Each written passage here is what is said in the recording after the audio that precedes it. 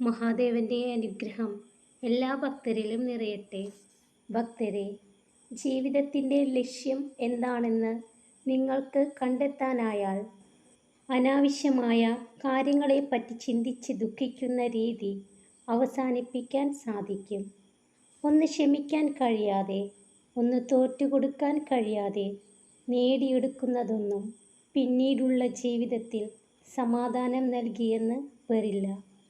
സ്നേഹിക്കാൻ ഒരു മനസ്സുണ്ടെങ്കിൽ പിന്നെ കുറവുകൾക്കൊന്നും അവിടെ സ്ഥാനമില്ല. കുറവുകൾ അറിഞ്ഞ് സ്നേഹിക്കുമ്പോഴാണ് സ്നേഹം ആത്മാർത്ഥമാകുന്നത്. മനുഷ്യരുടെ സ്വഭാവം രണ്ടു തരമാണ്. ആവശ്യമുള്ളപ്പോൾ അവർ തേൻ പോലെ മധുരമായി സംസാരിക്കുന്നു. ആവശ്യം കഴിഞ്ഞാൽ അവർ തേളിനെ പോലെ കുത്തി സംസാരിക്കുന്നു.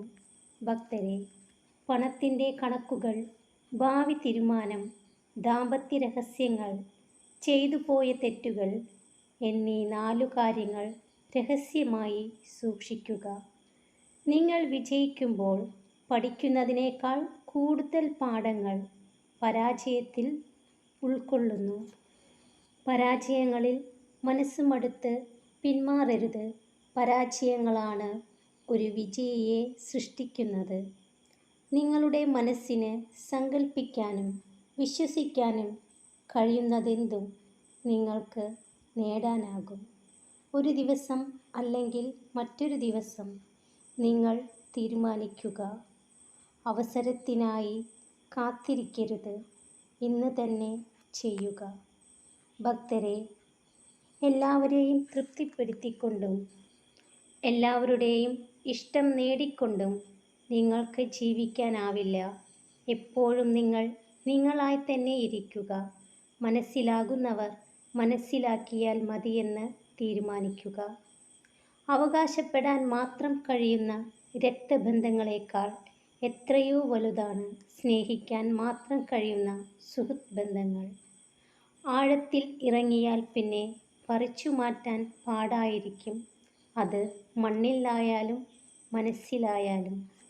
ഉയരങ്ങളിൽ എത്തുമ്പോൾ ഉറ്റവരാവുന്നവരെയല്ല ചേർത്ത് പിടിക്കേണ്ടത്. താഴ്ചയിലേക്ക് വീഴുമ്പോൾ താങ്ങാവുന്നവരെയാണ് ചേർത്ത് പിടിക്കേണ്ടത്. ഭക്തരെ, ലോകത്തിലെ ഏറ്റവും മികച്ച അധ്യാപകരാണ് ജീവിതവും സമയവും. ജീവിതം സമയം നന്നായി ഉപയോഗിക്കാൻ നമ്മെ പഠിപ്പിക്കുന്നു. സമയം നമ്മെ ജീവിതത്തിൻ്റെ മൂല്യം പഠിപ്പിക്കുന്നു. ഭക്തരെല്ലാവരും സന്തോഷത്തോടു കൂടിയിരിക്കുക. മഹാദേവന്റെ അനുഗ്രഹം എല്ലാ ഭക്തരിലും നിറയട്ടെ. ഓം നമഃ ശിവായ.